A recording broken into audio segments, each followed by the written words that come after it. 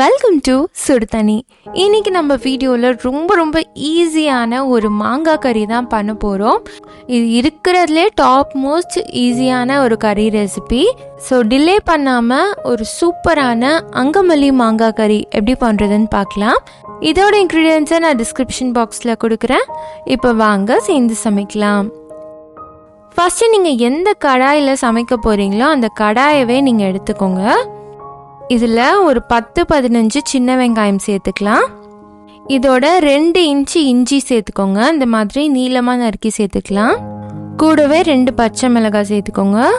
அதோட கொஞ்சமாக கருவேப்பிலை, 1/2 டீஸ்பூன் உப்பு, 1/4 டீஸ்பூன் மஞ்சள் தூள், 1/2 டீஸ்பூன் மிளகாய் தூள், 1/2 டீஸ்பூன் காஷ்மீரி மிளகாய் தூள் கலருக்காக சேர்க்குறேன். கூடவே 1 டேபிள் ஸ்பூன் மல்லித்தூள் சேர்த்துக்கோங்க. மிளகாய் தூள் 1 டீஸ்பூன் மொத்தமாக சேர்த்துருக்கனால 1 டீஸ்பூன் மல்லித்தூள் சேர்த்துருக்கேன். கூடவே 1 டேபிள் ஸ்பூன் தேங்காய் எண்ணெய் சேர்த்துக்கலாம். வாசம் இல்லாத பிளெயின் தேங்காய் எண்ணெயாக சேர்த்துக்கோங்க. இதை நல்லா பிசைஞ்சு விட்டுடலாம். கையாலேயே இதை நீங்கள் ரெடி பண்ணிக்கலாம்.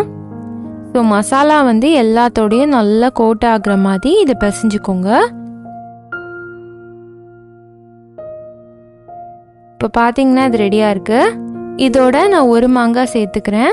தோல் சீவிட்டு வெறும் மாங்காவாக ரேண்டமாக கட் பண்ணி இதில் சேர்த்துருக்கேன். சேர்த்துட்டு அதோடையும் நல்லா மிக்ஸ் பண்ணி விட்டுடலாம். இப்போ இது ரெடியாக இருக்குது. இதை அப்படியே அடுப்பில் தூக்கி வச்சுருங்க. இப்போ இது கூட 1 கப் தேங்காய் பால் சேர்த்துக்கோங்க. கொஞ்சம் தண்ணியாகவே சேர்த்துக்கோங்க. கொஞ்சம் நேரம் கழிச்சு அது திக்காயிடும்.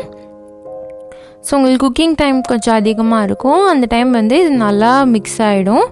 ஃப்ளேவர்ஸும் நல்லா அப்சர்வ் ஆகி கிடைக்கும். நல்லா மிக்ஸ் பண்ணிடுங்க. இது நல்லா கொதிச்சு வரணும்.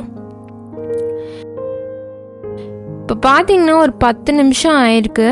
இது நல்லா கொதிச்சிருச்சு பாருங்கள். இப்போ அது ஆல்மோஸ்ட் ரெடியாக தான் இருக்குது. நம்ம அது தாளிப்பு மட்டும் ரெடி பண்ணிடலாம். இன்னொரு கடாயில் 1 டேபிள் ஸ்பூன் எண்ணெய் சேர்த்துக்கோங்க. இதில் 1 டீஸ்பூன் கடுகு, 1 டீஸ்பூன் உளுத்தம் பருப்பு சேர்த்துக்கலாம். இது பொரிஞ்சதும் கொஞ்சமாக கருவேப்பிலை சேர்த்துக்கோங்க.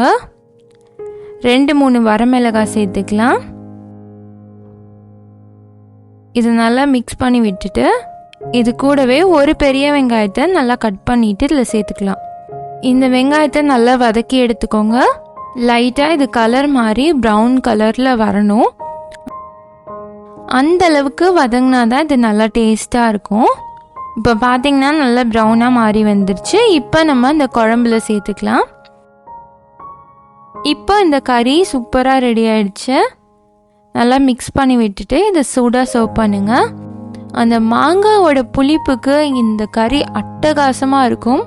இதை மத்தியானம் லஞ்சுக்கு சுட சுட சாப்பிட்டிங்கன்னா அப்படி ஒரு தேவாமிர்தமாக இருக்கும். கண்டிப்பாக மிஸ் பண்ணாமல் ட்ரை பண்ணி பாருங்கள். நம்மளோட அங்கமல்லி மாங்காய் கறி செம்மையாக ரெடி ஆகிடுச்சு. இந்த ரெசிபியை நீங்களும் ட்ரை பண்ணி பார்த்துட்டு எப்படி இருந்துச்சுன்னு கமெண்ட் பண்ணுங்கள். இந்த வீடியோ உங்களுக்கு பிடிச்சிருந்தால் லைக் பண்ணுங்கள். சுடுதண்ணி சேனலை சப்ஸ்கிரைப் பண்ணுங்கள். தேங்க்யூ.